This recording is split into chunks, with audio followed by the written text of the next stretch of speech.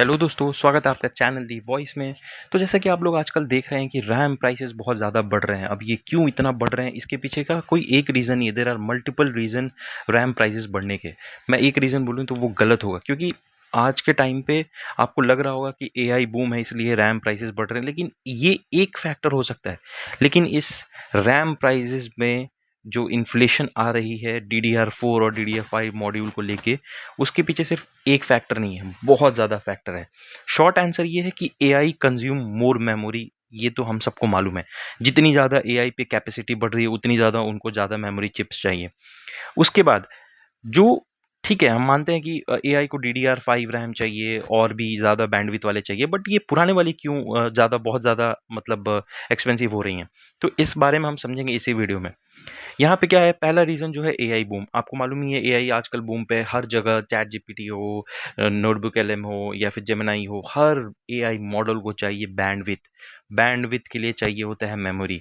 Memory में सिर्फ एक रैम नहीं आता। वो क्या रहा है कि जो कंपनियां रैम बनाती थी रिटेल के लिए, उनको ये लोग बल्क में ऑर्डर दे रहे हैं कि आप रिटेल रैम छोड़ो, आप हमको मेमोरी चिप्स दो एआई के लिए। रिटेल रैम की बात ही छोड़ दो, हम आपको डायरेक्ट बुक करते हैं 1 साल के लिए, आप हमको मेमोरी चिप्स दो और हम डायरेक्ट उसको यूज़ करेंगे अपने कैपेसिटी में।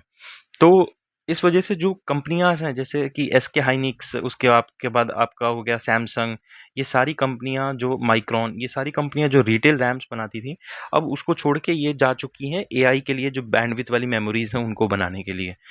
और एचबीएम जो कि बहुत बड़ी कंपनी है इस सेक्टर में, इन्होंने भी अपनी जो कैपेसिटी है वो एआई के टुवर्ड शिफ्ट कर दी है। और जिसकी वजह से प्राइसेस क्या हो रहे हैं ना कि ऑटोमेटिक इन्फ्लेट हो रहे हैं, ऑटोमेटिक। क्योंकि सी, प्राइसेस क्या है, डिमांड और सप्लाई है। डिमांड तो जैसा का तैसा ही है, और एक तरफ दूसरी डिमांड एआई वाली है।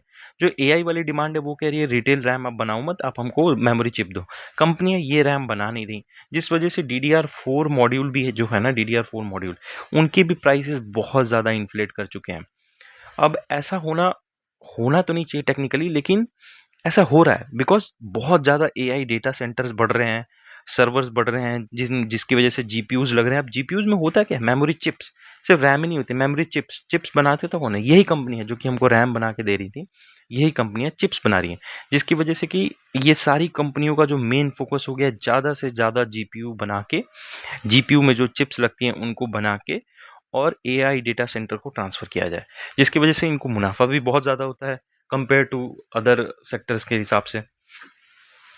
और एचबीएम जो कि हाई बैंडविड्थ मेमोरी होती है, जिसको कि सिर्फ एआई एक्सेलेरेटर्स, या एआई एक्सेलेरेटर्स का मतलब क्या होता है, जितना तेज आपका एआई रिस्पॉन्स करता है उस डेटा को प्रोसेस करके, उतना ही ज़्यादा आपका एआई इफेक्टिव माना जाता है। इस वजह से जो हायर एंड मेमोरीज है ना, जैसे DDR5 आप देख रहे होंगे, ये बहुत ज़्यादा एक्सपेंसिव हो गए। इनफैक्ट इनका अगर आप देखा जाए तो 200% से 300% तक इनका इंक्रीज हुआ है over the period of 1 year. तो ये ज़्यादा से मोस्टली जो जो ये मेमोरीज चिप है ना, ये जा रही हैं आपके एआई में। उसके बाद इसमें जो इनकी पैकिंग इंटेंसिटी हो गई है, प्लस जो इनकी मैन्युफैक्चरिंग भी हो गई है ना, इन्होंने अपने आप पूरा शिफ्ट कर दिया एआई की तरफ। ये रिटेल की तरफ ध्यान ही नहीं दे रहे हैं। जो भी कंपनियां रिटेल के लिए रैम बनाती थी, डेस्कटॉप रैम, लैपटॉप रैम, वो उनका मेन फोकस ही है कि हम एआई कंपनियों से कॉन्ट्रैक्ट लें और उनको चिप डिलीवर करें, जिसकी वजह से बहुत ज़्यादा गैप आ गया है। अब एआई में कौन-कौन से रैम लगते हैं, तो आपको मैंने बताया है HBM high bandwidth memory RAM. उसके बाद सर्वर एआई लेन, ये भी एक तरह से रैम का मॉड्यूल ही होता है, बट इसमें बहुत ज़्यादा छोटे-छोटे चिप्स यूज़ होते हैं। एक तरह से सर्वर एआई सर्वर जो होता है डेटा सेंटर के लिए, वहाँ पे भी ये सारी चीज़ें यूज़ होती हैं। और जो हमारी हैं, हम जो यूज़ करते थे उसमें मोस्टली DDR4 और DDR5। अभी भी कुछ जगहों पे DDR3 भी यूज़ होता है, बट वो बहुत पुराना हो गया DDR3। तो DDR4 और DDR5, अब इनफैक्ट आप ये भी देखो कि DDR3 के भी प्राइसेस अगर आप जाके देखोगे तो वो भी बहुत ज़्यादा इंक्रीज हो चुके हैं। ठीक है, तो ये सारी चीज़ें हैं अभी। और DDR4 का मतलब प्राइस बढ़ना, ये एक तरह से स्पेशल केस है। स्पेशल केस क्यों है? क्योंकि DDR4 एआई में यूज़ नहीं हो रहा है, क्योंकि ये बहुत स्लो मेमोरी मानी जाती है। लेकिन इनका जो प्रोडक्शन है उसको डाउन कर दिया गया है। कंपनियों का जो फोकस है वो शिफ्ट हो गया है एआई की तरफ, और इनका प्रोडक्शन डाउन कर दिया गया है। डिमांड वहीं का वहीं है, डिमांड में कोई कमी आई नहीं है। जब सप्लाई में कमी आ जाएगी, डिमांड सेम का सेम है, तो ऑब्वियसली वहाँ पे एक टर्म आ जाता है इन्फ्लेटेड प्राइस। अब उसी वजह से यहाँ पे जो प्राइस है वो काफ़ी ज़्यादा इन्फ्लेट हो चुका है, ठीक है। और डिमांड वैसा का वैसा, ये सप्लाई स्क्वीज़ हो चुकी है, जिसकी वजह से कि DDR4 भी मेमोरी चिप भी बहुत ज़्यादा एक्सपेंसिव हो चुकी हैं। और आप यहाँ पे देख सकते हैं कि मतलब न्यू जो आ रही हैं, न्यू रैम कैपेसिटी आ रही है, वो इतनी जल्दी नहीं आती। डिज़ाइन में प्लान करने में 1 साल लगता है, उसको बनाने और इक्विपमेंट में यूज़ करने में 1 से 3 साल लगता है, क्वालिफाई करने में भी बहुत सारे मंथ्स लग जाते हैं, फिर रैंप अप में आता है। तो इन सब चीज़ों में टाइम लगता है, इसीलिए लोग ध्यान ही नहीं दे रहे हैं रिटेल की तरफ। और बिग बायर क्या कर रहे हैं कि डायरेक्ट बोल रहे हैं, हाइपर मतलब बहुत ही लार्ज लेवल पे ये कह रहे हैं कि आप हमको दे दो। आप कितना, अगर 1 टन बना रहे हो आप मेमोरी चिप, पूरा का पूरा उठा के हमको दे दो। हमको रिटेल को आप दो ही मत, सीधे हमको दे दो। आप जो पैसा बोलो, जो बोलो, हम देने को तैयार हैं। यही कंपनीज का कहना ही है। और जिसकी वजह से कि बहुत ज़्यादा शॉर्टेज हो गया है, शॉर्टेज हो चुकी है। बायर्स जो है रिप्लेनिश हो गए हैं, इन्वेंट्री टाइट हो चुकी है, कोट्स जो हैं बढ़ चुके हैं, और रिटेल तो इसकी मार तो झेल ही रहा है। पीसी बनाना इस वक्त बहुत ज़्यादा मुश्किल है, बहुत ज़्यादा हेवी टास्क हो चुका है। और आप देख सकते हो 3 ही मेजर प्लेयर हैं अगर आप रैम की सप्लाई में देखेंगे। एक सैमसंग, SK हाइनिक्स, माइक्रॉन। ये जो कंपनियां थी वो रिटेल रैम्स में बहुत ज़्यादा बनाती थी, लेकिन अब ये क्या हो रखा है कि ये ज़्यादा AI ड्रिवन हो चुकी हैं। सैमसंग का तो मेजॉरिटी पार्ट DRAM था, जो कि AI सप्लाई हो रहा है। HBM का लीडर था SK हाइनिक्स, ये भी AI सप्लाई है। माइक्रॉन तो आप जानते ही हैं बहुत पहले से AI सप्लाई में इन्वॉल्व है। इंडिया के पास क्या है कि ग्लोबल रैम का जो प्राइस है वो तो लेते ही हैं हम लोग, ठीक है। रैम का जैसे $100 हो गया। अब $100 के लिए हमको और ज़्यादा रुपया देना पड़ता है, क्योंकि यहाँ पे 95 टू 96 चल रहा है डॉलर।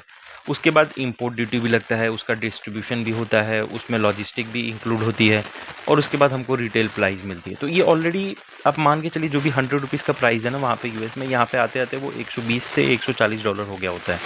तो ऑलरेडी हमको इंडिया में भी ये रैम और ज़्यादा महंगे इस वजह से भी मिल रहे हैं, अगर आप कंपेयर करोगे ग्लोबल रैम प्राइसेस और इंडिया के रैम प्राइसेस में। अभी और ज़्यादा क्या चीज़ें हैं जो कि इसको और ज़्यादा महंगा बना रही हैं? तो सबसे पहले तो आप मानते ही हैं रैम की वजह से ही प्राइस बढ़ ही रहे हैं। उसके बाद लैपटॉप्स में भी बहुत ज़्यादा मतलब हाई बैंडविड्थ मेमोरीज यूज़ होने लग रही हैं। प्लस स्मार्टफोन में भी अब आप देख सकते थे, पुराने स्मार्टफोन के एंटूटू स्कोर 3 लाख 4 लाख होते थे। आजकल तो स्मार्टफोन के एंटूटू स्कोर ही 20 लाख, 25 लाख, 15 लाख ऐसे हो रहे हैं, जिसकी वजह से इनमें भी बहुत ज़्यादा high and memory chips use हो रही है। मेमोरी चिप्स का यूज़ होना ही रैम के प्राइस बढ़ाने का सबसे बड़ा रीज़न है। प्लस GPUs में VRAM हो गए हैं, VRAM इतने पावरफुल हो गए हैं, 16 GB तक VRAM चली गई है, तो इसमें भी बहुत ज़्यादा चिप्स यूज़ हो रहे हैं। SSDs में बहुत ज़्यादा चिप्स हो रहे हैं, NVMe में बहुत ज़्यादा चिप्स यूज़ होते हैं, फ्लैश डिवाइस में यूज़ होते हैं। तो इस वजह से ये प्राइस और ज़्यादा इन्फ्लेटेड दिख रही है।